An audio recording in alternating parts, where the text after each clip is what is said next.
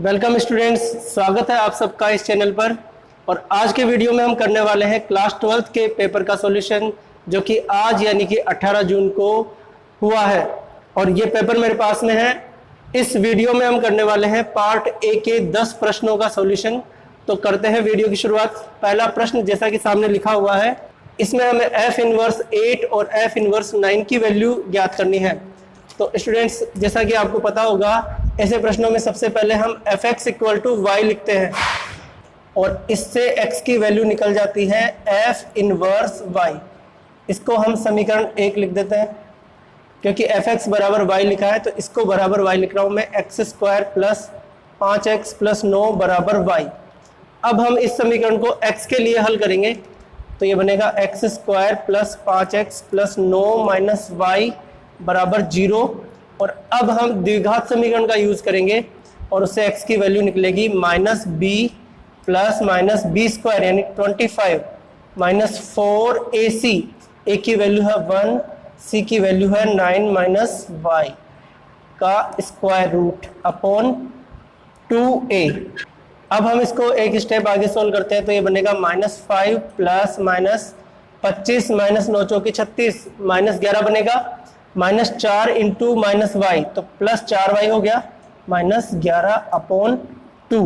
क्योंकि हमने कहा x बराबर एफ इनवर्स y है तो ये एफ इनवर्स y हमें मिल चुका है। तो हमें एफ इनवर्स 8 और 9 हम यहाँ से निकाल सकते हैं। एफ इनवर्स 8 की वैल्यू हो जाएगी, इसमें पुट करते हैं, minus 5 plus minus 4y 4 into 8 8 चौक 32 माइनस 11 अपॉन 2। तो इसकी वैल्यू आ जाएगी माइनस 5 प्लस माइनस ये बचेगा रूट 21 बटा 2। तो यहाँ पर दो मान हमें प्राप्त हुए हैं एफ इनवर्स 8 के, एक बार धनात्मक चिन्ह से और एक बार ऋणात्मक चिन्ह से। और एफ इनवर्स 9 हम निकालेंगे तो ये बनेगा माइनस 5 प्लस माइनस 9 चौके 36 माइनस 11 बटा 2, ये बन जाएगा माइनस 5 प्लस माइनस 25 का वर्गमूल 5 बटा 2। एक बार पॉजिटिव चिन्ह लेंगे, एक बार नेगेटिव। पॉजिटिव लेंगे तो इसकी वैल्यू हो जाएगी 0 और नेगेटिव लेंगे तो माइनस 10 बटा 2 यानी कि माइनस 5। तो इस प्रकार ये पहले प्रश्न का सॉल्यूशन है। अब है क्वेश्चन नंबर 2। प्रश्न है 2 tan of tan inverse x plus tan inverse x cube. यहाँ पर हम tan inverse a plus tan inverse b का फॉर्मूला काम में लेंगे तो ये बन जाएगा 2 tan ब्रैकेट, फॉर्मूला होता है tan inverse a plus b upon 1 minus a b. इसका हम यूज़ करेंगे। tan और tan इनवर्स यहाँ पर कैंसिल हो जाएंगे तो ये बचेगा 2, इन दोनों में से x कॉमन आएगा, बचेगा 1 प्लस एक्स स्क्वायर और अपॉन में 1 माइनस एक्स की पावर 4। तो ये बन जाएगा 2x bracket 1 plus x square, a square minus b square के फॉर्मूले से बनेगा a प्लस बी और a माइनस बी। और जब ये कैंसिल हो जाएगा तो अपना आंसर मिलेगा अपने को 2x upon 1 minus x square. ये क्वेश्चन नंबर 2 का सॉल्यूशन है। अगला प्रश्न है, दो मैट्रिक्स दिए गए हैं जो बराबर हैं और हमें इसमें a की वैल्यू फाइंड करनी है। बहुत ही आसान प्रश्न है। यहाँ पर संगत अवयवों की तुलना करेंगे तो ये बनेगा k plus 4 equal to a, k minus 6 equal to minus 4। यहाँ से k की वैल्यू आ जाएगी 2 और ये 2 हम यहाँ पर रख देंगे तो a की वैल्यू आ जाएगी 4 प्लस 2 यानी 6। क्वेश्चन नंबर 4 भी हम यहीं पे कर लेते हैं। प्रश्न है व्युत्क्रमणीय और अव्युत्क्रमणीय आव्यूह को परिभाषित कीजिए। बहुत ही आसान परिभाषाएं हैं। आपको पता होगा कि कोई वर्ग मैट्रिक्स या वर्ग आव्यूह हो A, जिसको हम इस तरीके से लिखते हैं Aij, माना उसका क्रम है n क्रॉस n। कोई वर्ग मैट्रिक्स व्युत्क्रमणीय कहलाएगा यदि उसके संगत सारणिक का मान नॉट इक्वल टू 0 हो। ये फर्स्ट डेफिनेशन हुई किसकी? व्युत्क्रमणीय मैट्रिक्स की। और जो सेकंड हो जाएगी वो सेम टू सेम इसी तरीके से, वर्ग मैट्रिक्स A अव्युत्क्रमणीय कहलाएगा यदि उसके संगत सारणिक की वैल्यू क्या हो जाएगी? Equal to 0। तो यह है क्वेश्चन नंबर 4। अगला प्रश्न है क्वेश्चन नंबर 5। अंतराल है ओपन इंटरवल -1 से 1 f x equal to x square minus x plus 1। इस अंतराल में ये जो फलन है वो न तो वर्धमान है न ह्रासमान है। तो वर्धमान ह्रासमान जांच करने के लिए हम देखते हैं कि एफ डैश एक्स की वैल्यू अगर ग्रेटर देन इक्वल टू 0 रही पूरे अंतराल के दौरान तो ये वर्धमान होगा, और यदि एफ डैश एक्स की value less than equal to 0 रही तो ये ह्रासमान होगा। तो हम चेक करते हैं, एफ डैश एक्स निकालना पड़ेगा हमें, ये आ जाएगा 2x minus 1। F dash x equal to 0 निकाल करके हम x की वैल्यू निकालेंगे। अब हमें देखना कि ये पॉइंट इस अंतराल में आ रहा है क्या। तो अगर हम संख्या रेखा पर देखें तो 1 और ये -1, क्लियरली 1/2 जो है ये इन दोनों के बीच में आएगा, यानी कि इस 1/2 के आसपास हमें चेक करना होगा कि एफ डैश एक्स का चिन्ह कैसा है। तो अगर मैं इनके बीच में लूँ एक पॉइंट 3/4, तो वहाँ पर एफ डैश की वैल्यू आ जाएगी 2 × 3/4 - 1, तो ये आ जाएगी +1/2 जो कि ग्रेटर देन 0 है। और अगर पहले के बिंदु लें इस अंतराल में, तो एक बिंदु है यहाँ पर 0, तो एफ डैश 0 की वैल्यू हो जाएगी 2 × 0 - 1, ये आ गया -1 जो कि है लेस देन 0।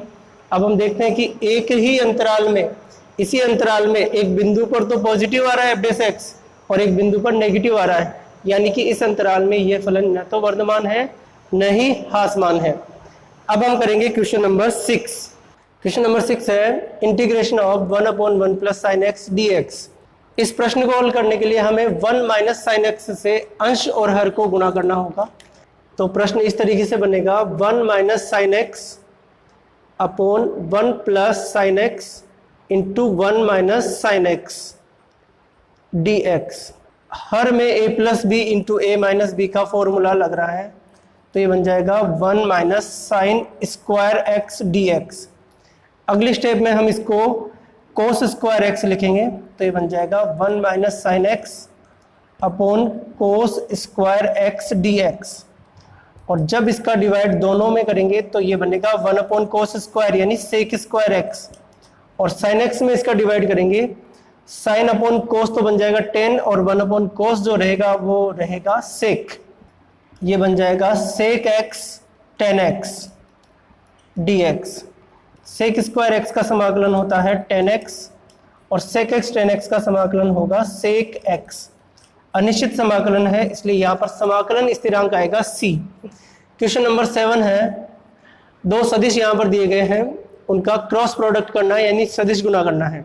तो इसके लिए हम यहाँ पर सारणिक विधि काम में लेंगे।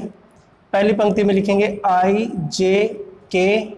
अब दूसरी पंक्ति में हमें पहले सदिश के गुणांक लिखने हैं 2 - 3 4, और तीसरी पंक्ति में हम इसके गुणांक लिखेंगे 3 4 - 4।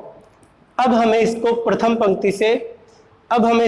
पंक्ति से प्रसार करना है, तो ये बन जाएगा i कैप इंटू, डायरेक्टली लिख रहा हूँ मैं, 12 - 16 माइनस j कैप इंटू -8 - 12 और k कैप इंटू 8 - 9 यानी +9।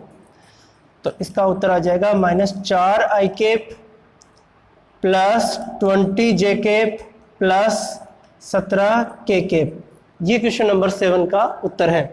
तो अगला प्रश्न है क्वेश्चन नंबर 8। इसमें दिया गया है 3 बिंदु A, B और C, इनको हमें संरेख दर्शाना है। तो संरेख दर्शाने के लिए हम AB और BC के दिक् अनुपात ज्ञात करते हैं। आपको पता होगा दो बिंदुओं के दिक् अनुपात ज्ञात करने का सूत्र होता है x2 - x1, y2 - y1 और z2 - z1।